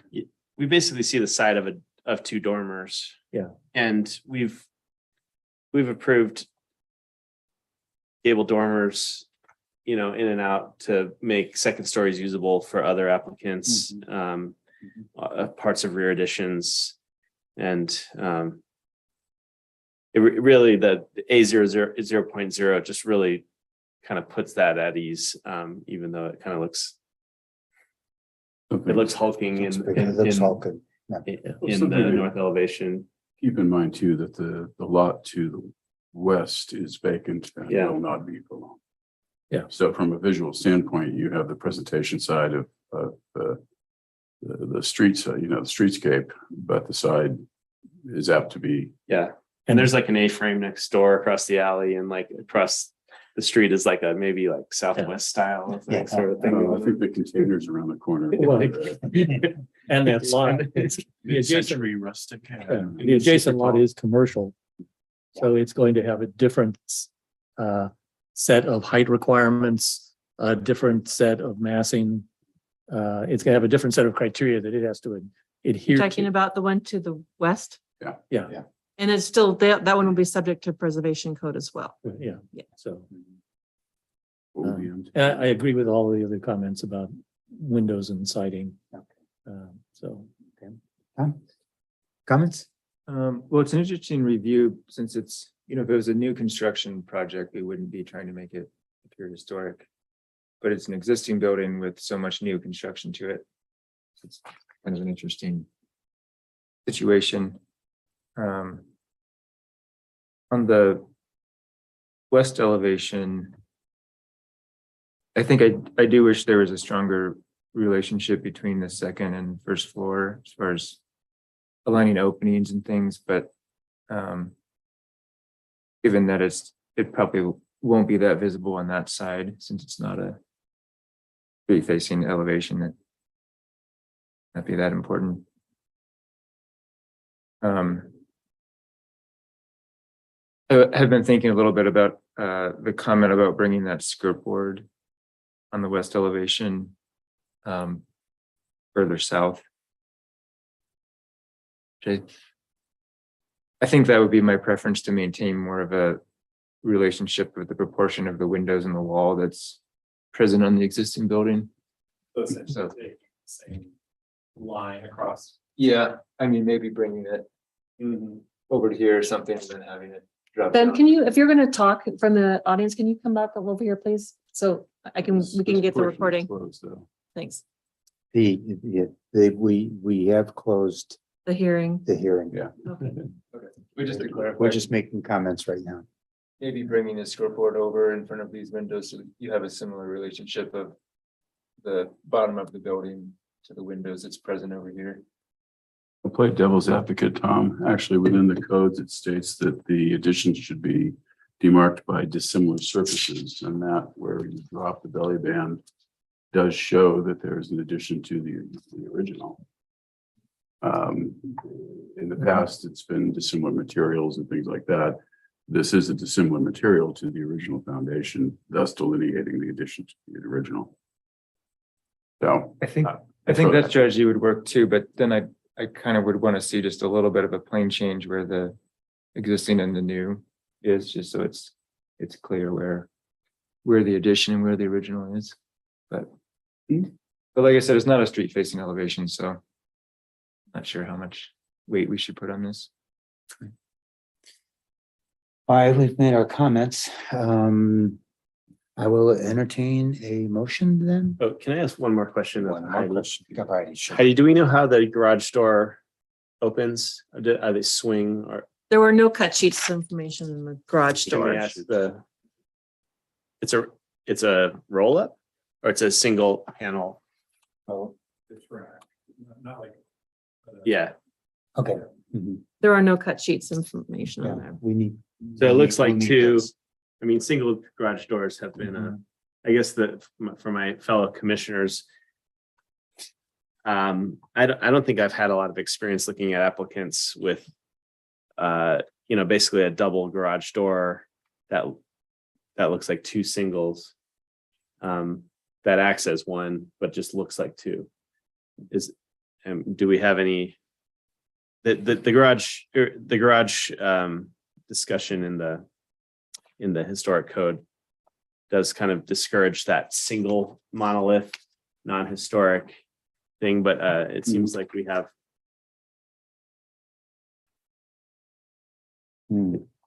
It seems consistent with the code from my perspective. I just wanted to bring it up as a Okay. point of discussion. Okay. We have many points of discussion after we get a then- motion. And then I would also comment that it seems like they would intend to replace the front door due to its condition and kind of weirdness.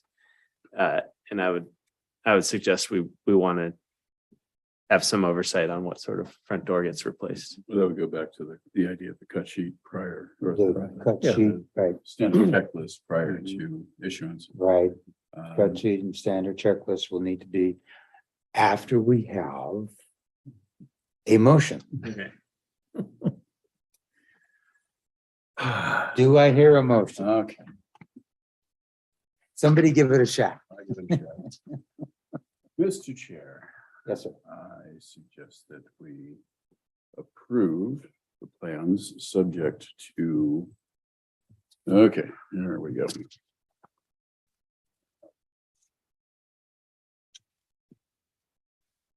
Subject to the conditions in the staff report that have not been addressed directly with cut sheet or information. Okay. Subject to a standards checklist as to windows, doors, profile of siding be provided prior to issuance. Mhm. And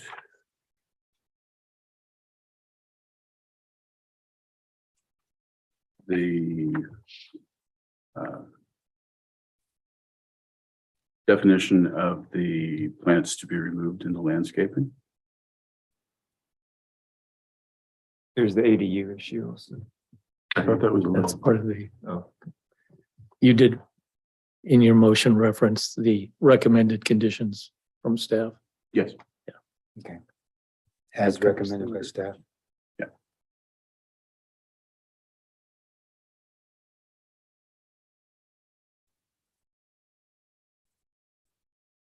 I think that Okay, covers it. and then that would be in addition to the staff's recommendation of standards. Okay, we got that, the standards detail. Statement of the statement of understanding. Mhm. Okay. Staff recommendation of statement of understanding.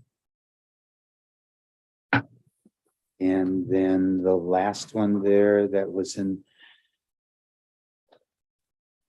staff recommendations, applicant shall inform landmark staff modifications to the approved landmarks commission approval during construction. All changes are required to be reviewed and approved prior to implementation in order to spend landmarks commission decision. Mhm. And particularly, especially concerning, I'm helping you out with. The standards checklist slash cut sheets Cut sheets. as to the windows, And new doors, the citing.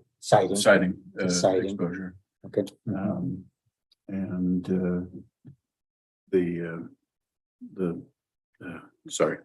existing windows as to the extent of repair. Citing. And you also included the requirement for documentation of existing landscape to be removed and new landscape to replace. Okay. Let's see if we can summarize that. We have a motion to approve. Which would include the conditions in the staff report regarding cut sheets, new windows, doors, siding, repairs of existing, repair or restoration of existing windows. We approve with the condition of a standard checklist prior to issuance of permits. Approval with the condition of definition of plants to be removed and as recorded by staff. Okay. And the condition would be to include, conditions would include the statement of understanding that that would not be turned into an ADU. Okay? Do I hear a second of this motion? could I add Okay, one thing? Are we in agreement about centering the south windows on the dormer? would you accept that as I a would friendly? happily accept that, yes. Okay, so then the other condition would be centering. Centering the first level windows on the second story dormer. First level windows. South face. Thank you. I South didn't elevation. hear it. South face. Okay, now we added that in as a condition of approval. Now do I hear a second? I'll second. It has been a motion has been made and seconded to approve with all those other conditions. Yes. Heidi, did you get all those conditions? So I think I have the 3 in the staff report and 3 more. One about the landscape plan needing to show exactly, document what's existing, what's going to be removed and Mhm. any fencing, the part of the landscaping plan. Mhm. 2, documentation on the conditions of the windows from whoever they're going to hire. And the third one that's not on the list is centering the south windows, the south first floor windows on the facade. So Okay. for a total of 6 6 conditions. conditions. Okay, discussion. Now we're gonna have discussion. Anything else you'd like to see? Like it moved to the left. The whole thing? Oh, The whole building? Yeah. So how do you, assuming they have to submit some more stuff, but they would have an approved application, what would staff just confirm some things, or would you involve the commission again for? I would certain details? confirm, look at the cut sheets and look at the sampling and the reveal on the siding and what's being proposed. If anything, if I'm concerned that nothing is in, if something is not in line with what you've talked about this evening, I would, bring it back to you if necessary. But I assume that that we could deal with these administratively. Which is a standard procedure. Sure. Okay, but again, and if anything is really. Right. Okay. then- Just then- example, for example, with Mr. Loraco, I've communicated with him. If there are any changes or issues, please give us an update. And he's come early just to kind of tell you that this happened and, this is what we're going to deal with administratively to try to deal with the restoration part of that. If there's any questions or concerns, I'll bring it back to you. All righty, super. Other discussion, other motion? We could do a lot of discussion before the motion. Well, we hash a lot of things in our comments before we have a motion, and I think, to me, that clears the air of the commissioners, and we kind of get a focus of where we want to go. And so that's why I continue to do it. It may not be completely according to her, but I think it helps when we actually get it. It helps to get a motion put together. Other discussion of the motion? I think that it's, the project is a reality of the Old Town District. 1,500 square foot base plan is not that large anymore. No. And given, when you start looking at land costs versus historic, how we balance what the aesthetic is of the district for livability and the realities of Bend these days, where these are the things that we're going to be looking at. Absolutely, absolutely. The fact that, well, anyway. Not a lot of the Brooks Scanlon guys going to, be living in a 650 square footer down there anymore. No, No. except for the ones there, they're on Arizona or something like that. Oh, okay, they're still left down there. Other discussion, Tom? I appreciate Heidi's comments about the roof dormers and the style of those. Mm-hmm. I think, given that it wants to be a 2-story house, I think they did what they could to mitigate the height of the building, which was a compromise with the roof form, but in the end, I think it's a reasonable compromise. Okay. Jim, any other discussion? No, I think, but just in comment to, not acting maybe strictly according to Hoyle. I was always told by attorneys on other commissions that as long as we act consistently, out of whack, we're okay.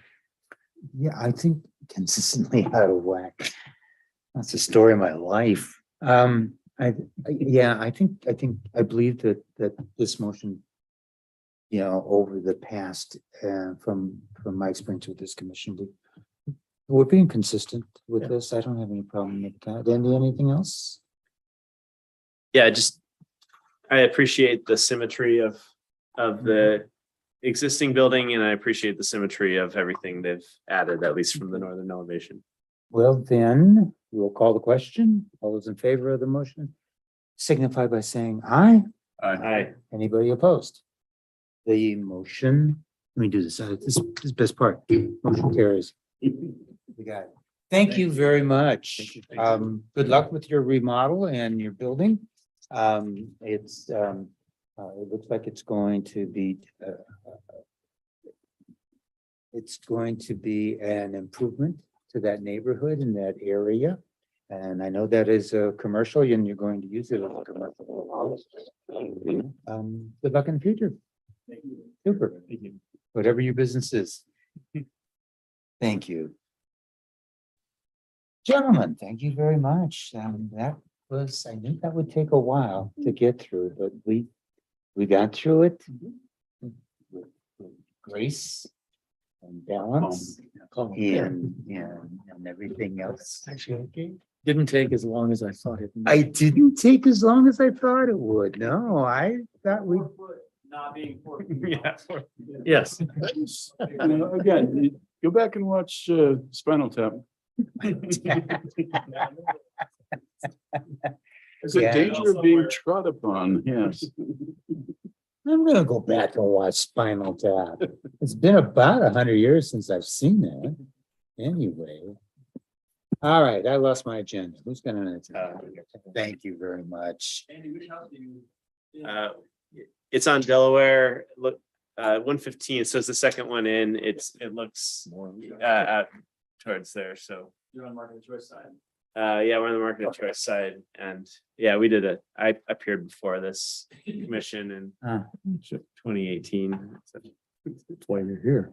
yeah, look forward to seeing you guys around the neighborhood. That's actually how we recruit people for the commission. We just pick them out of the. Be careful. And they start out really angry with us and then they come on and go, you know, this isn't as easy as I thought it was. We moved in for the historic reasons, you know, Uh-huh. looking forward to this, but. It's a good neighborhood. Very Good, good. reasonable. Thank you. Thank you. And- Yeah. And keep your eyes open when there's openings on this commission. You could probably volunteer and help out. Communications, Heidi, update on state historic. So they're raising the amount of funds that are available up to, I think, 15,000 for this coming one. It's been at like 12,000 range for a Oh. long time. So next spring, they'll have that much money to be able to spend on projects if we want to, for education and anything else. So I just want to give you an update on that. CLG. CLJ funds for that. And then I have scheduled the commissioner training for January with the attorney Good. and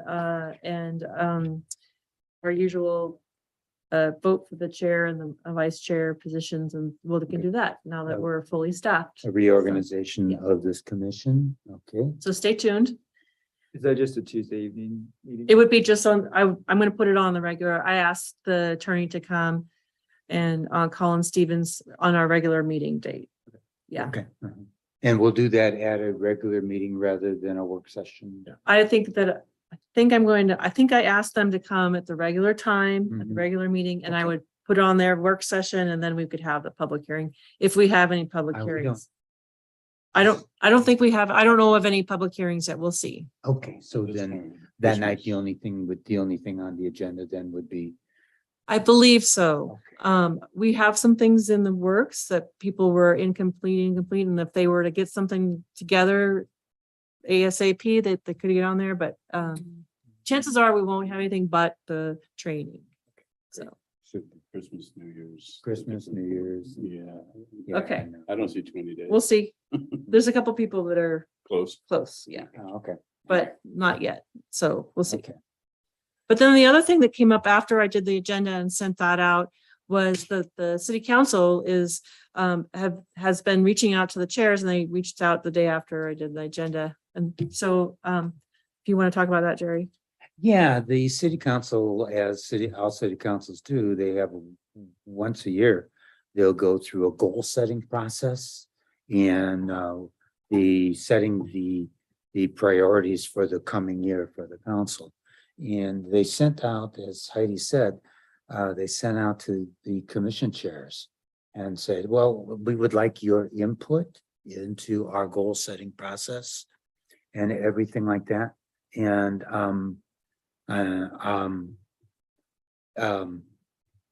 what is our time frame on that? I think the middle of January, they're hoping to get some feedback and have some public hearings about the goals, and Okay, so I know they'll have a work session. middle of January. is what Middle they of were looking at. January.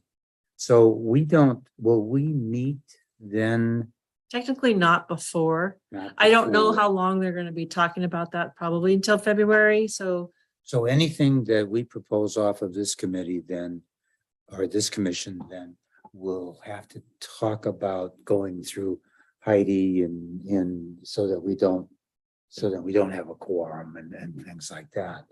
I'm asking you as commissioners, if you want to give it some thought and you say, well, this is how I would like to see the ordinance or the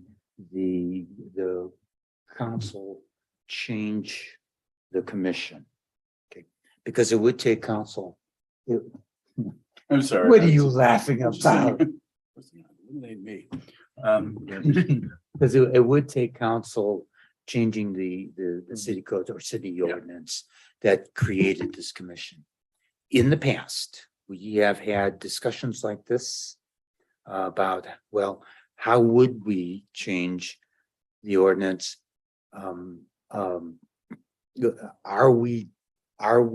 We talk about being consistently inconsistent, right? Are we being too inconsistently inconsistent? Is it because our ordinance is cloudy? We don't have guidance through the ordinance for our decisions. Do we have too much latitude? Do we not have enough latitude? And so we've talked about in the past and other commissions about making recommendations. I think if the council wants my recommendation for their goal, is I would like to see the council charge us, and I know it would take a ton of work, charge us to review the ordinance and make recommendations for revisions of the ordinance. Now, I've got particularly in this has come up so many times, windows. I wish the ordinance had a matrix that this amount of deterioration on a window means that this amount of restoration can be done or not done. I wish that there was but we don't have that kind of guidance. Okay. It would be nice if we had that kind of guidance that was according to preservation codes and preservation standards in all of the areas. Is that much of a problem? Is this a problem to the council? I'm guessing it's not, and I'm guessing that the council probably does not want to take a lot of time or anything like that. The last thing I want to do is to have this commission do work and only to have the council go, yeah, right, put it on the shelf and get it over there. Before we participate in a review of the ordinance, I would want the council to say, yeah, make it so, and so that we have their approval and backing. The other thing I don't want to do is tie up Heidi or anybody else on the staff and just eat their time up with something like this. Okay? If it's okay with the commission, I would like to go ahead and make that proposal to the council that they look at the ordinance that created this commission. Now, that doesn't mean that that's the only proposal to come out or to go for goals pertaining to this commission that the council should look at. If you've got other things that you think the council should look at, let us know. Yeah, I would say, if in making a statement like that to council, I would probably give a little more direction as to, do we want the code to be more of a performance-based versus a checklist-based, which is, myself, I'm much more in favor of performance-based criteria as opposed to the matrix and checklist, because there's so many things that don't fit the checklists. Right. And for absolutely. me particularly, and I've raised this issue before, when I'm looking at these applications and I see, well, it's a what is it? It's a non-contributing member of a historic district. Do I look at that differently than how much differently do I look at that Mhm. as opposed to a contributing part? I think for me, the window discussion in a contributing entity is much more important than the non-contributing. There, it's more about what does it look like from the street? So, I mean, performance-based for me is much better. I would also be curious what, what's difficult from a staff perspective Right. in absolutely. applying this Absolutely. code so that it's clear for you and us when it comes to the commission. And just, are there parts there that staff would like to see changed? Mhm. Absolutely, and if the council says, go forth and tear the code apart and make recommendations, I would anticipate that myself, someone else, someone who's gonna be around longer than I am, would go ahead and work closely with Heidi, that we would take other cities' codes and ordinances, compare them and see what other places are doing. And what's working for them and what's not working for them. And maybe even make some contact with other cities around Oregon. And that. We, Go ahead. for Derek. historic perspective, which seems funny to do on this commission, but when we did the code rewrite in 04, 05, whenever it was, we struck the language, staff and I and a couple of the other commissioners, we worked the language, we polished it up, we brought it to council. The makeup of the council at the time was not, they weren't so historic minded. Okay. They were, one of the city councilors actually said, well, you can't even buy a rental down there anymore. Why would we want to make it harder? So it was a different feel. I think that the gentrification that's happened in Old Town, I mean, let's face it, the over at the park, it's not ever going to really go away. It's a pretty little area. Old Town was the hurdle. We put language in, we changed it so that there were some teeth to demolition, illegal demolition. We got that through.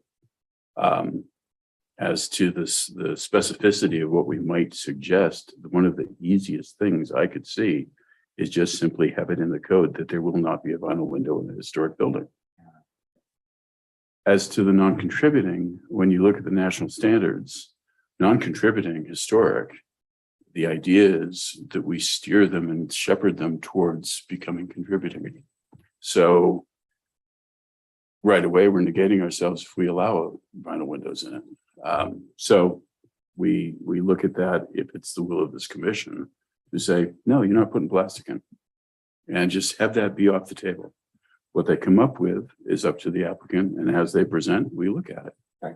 But if we have that as a baseline, it's going to make a lot of things that we deal with and things that we look at closer to where we're hoping to maintain. And that would be my instinct. Just in another example, taking tonight's application, the siding. Mhm. When I looked at that siding, and I didn't see where they were gonna cut it or do 4-inch. When I looked at the siding, everything was measured in 8.5 inches. And that just does not fit that. Not with the that truncated architectural structure. style. No, so it would be, that would look odd anyway. And so if the council does say, go through that code and put in more specific or more require criteria that you can grab onto, then we would take a look at some of those kinds of issues as well. If you eliminate the vinyl windows and you say that the balance of the Boy, that's- materials should be reflective of the materials used at the time. Yeah. Yeah. Vinyl So windows is that's something- better language than just banning vinyl windows altogether. I think it's No, one I'm of all those. for banning. Well, I know, I'm probably there with you, but when you say banning vinyl windows, it'll be a red flag in terms of the political environment. And having, I sat on the city of Tualatin's architectural review committee for 8 years. When I first was on it, we had this one particular clause, clause 68, that allowed the board a lot of leeway in terms of compatibility with the neighborhood.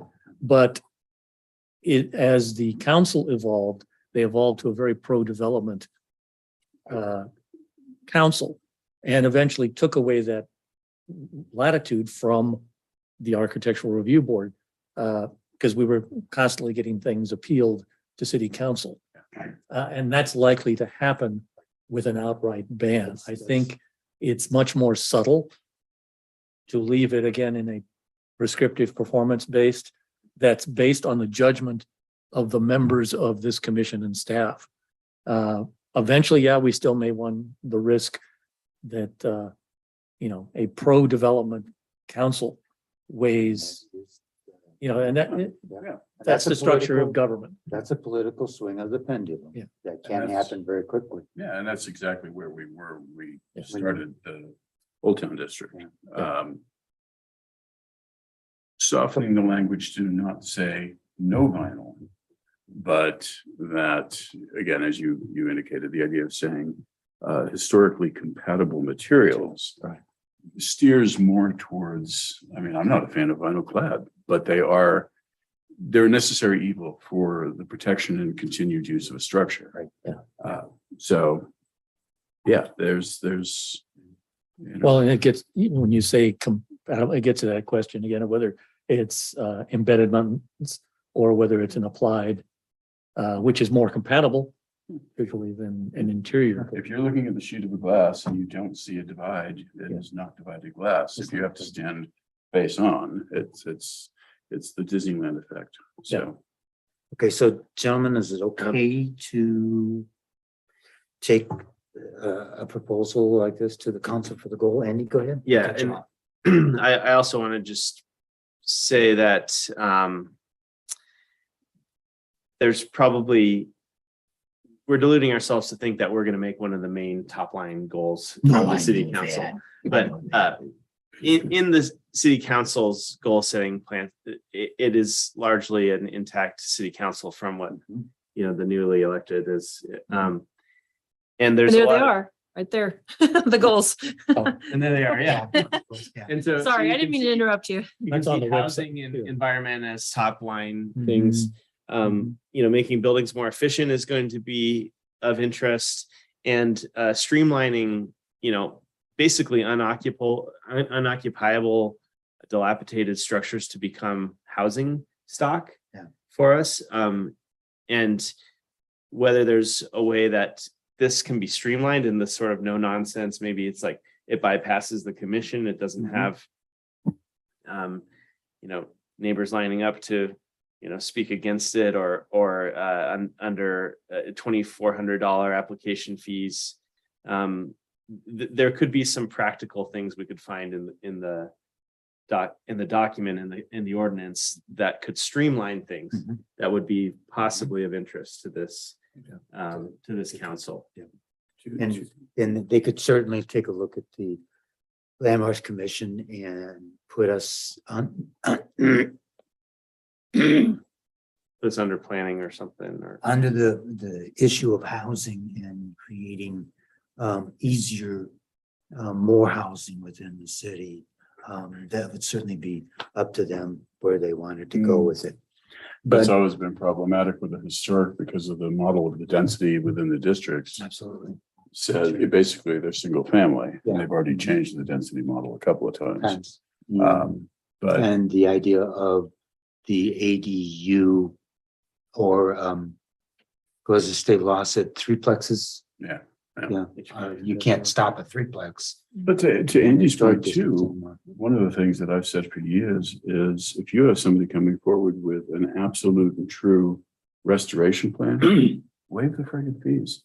Have it be a reward for doing the right thing. Yeah. I've watched the fees go from $100 for historic to whatever they are now. Thousands, 1,000 now. thousands, Yeah, multiples. but if somebody was Thousands, doing, so- they came forward and said, we are looking to restore this house to its glory from 1920. You know, the variations are going to be, it's not knob and tube, and we're going to have a good outside fixture. Something like that should be rewarded, celebrated. But See, and if we dive into the revenue, to the code and to the ordinance and things like that, we could certainly put any and all of those things. Yeah, Yeah. I mean, it might even get implemented in terms of a rebate. You know, so that, if they do it. and yeah, it's- so that if it comes to the commission and it passes all of those check marks, then yes, your permit is now 20% off. You know, you get a bargain. Black Friday, it's. Yeah. Heidi, I think we, in the 10 minutes that we've just been kicking ideas around, I think we have an awful lot of brain power here to go ahead and pull something like this off if the council does want us to go ahead and do a review of the code. Do you want me to go over the letter that came? So this is 20 years old. No, not Actually, quite. that's not quite, because this used to be, we did the demo under Deschutes County. Okay. So we were all one at the time, and then it split. And Well, I then was split. gone. When did we? Oh, I'm sorry. I can see right there. 2011. is when- Revised in 15, this preservation code, which still puts it, you know. I love the commission, they broke it up. What can I say? Heidi, go ahead and read the letter. It says, thank you very much for your service. Thank you, guys. But it says, in preparations for goal setting process, the incoming council wants your input. Please review the goals. She sent you a link. As it relates to your committee charter and purposes, please provide any input for the council goal processing. Please discuss priorities as a committee, then send your written input to Robin Christie no later than January 12th. You're also invited to send a rep to their meeting on the 19th. So. So that's January, so they want something by January 12th. Yeah, please do that. And then they're hoping to have, she wants to gather it before a week before and give it to the counselors. So And- something like in the second week of January. So you could, she recommends sending somebody, I know we've done that. They've done input in the past, and there are like Andy talks about, there's a ton of people and ton of commissions, and there's lots of big ideas. And they give everybody 3 minutes and move on kind of thing. And so, but if you wanted to put something together and send it to me directly, I can get it together. And then if you want to send a representative to the meeting, I can pass that on if you want to. So that's what the gist of the letter is. Okay. And I can forward it on the email that she sent to everybody if you want to look at it, but that's the gist of it. So. Okay, so I'm willing to go ahead and put together some kind of a statement or request or feedback to the city council about reviewing Updating the ordinance. our ordinance, and that if that's okay with the commission. Sure. Okay, and whatever I put together, I would send to Heidi, and then send it out to the rest of the commission for approval and changes. Okay, all right. And Heidi, I would sure like to work closely with you on That'd be great. this again. That means coffee sometime. Okay. Okay. And everything. I know. I know. Top quality, gourmet. Okay. All right. Anything else for good of the order? Happy holidays, everybody. Happy. Thank you so much for Happy Hanukkah, coming, Merry Christmas especially to on everybody. The week before Christmas. Mhm. Appreciate that. Good Festivus, you know. Yeah. Festivus comes Yeah. afterwards and. But that's an aluminum pole. It's not. Kwanzaa. It should be we've got wood. Kwanzaa coming out. No, I'm a traditionalist. It is an aluminum. pole. How old is that episode now? Does it Coming up qualify? 30 years. I move we adjourn. Okay, it's been moved to adjourn. Is there a second? All those in favor say aye. So Thank you, we're everybody. out of here. Thanks, guys.